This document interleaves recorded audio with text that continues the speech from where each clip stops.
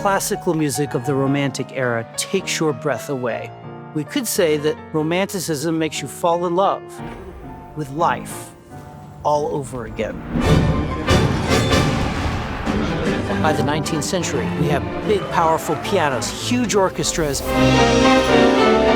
a whole world of expression is available to us in all these wonderful composers.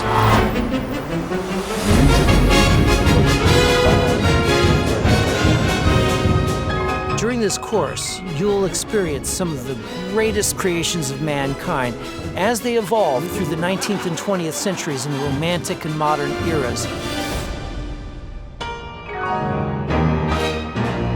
We'll study both the music and the lives of great composers like Chopin and Liszt, who launched the Romantic era by revolutionizing the art of piano playing. Verdi and Wagner, who raised grand opera to such heights of dramatic power that they actually helped forge the identity of their newly formed nations. Gershwin and Ellington, whose genius brought the world of American jazz and musical theater into the concert halls of classical music. I'd like to welcome you all on this journey. To really love this music is really to love humanity.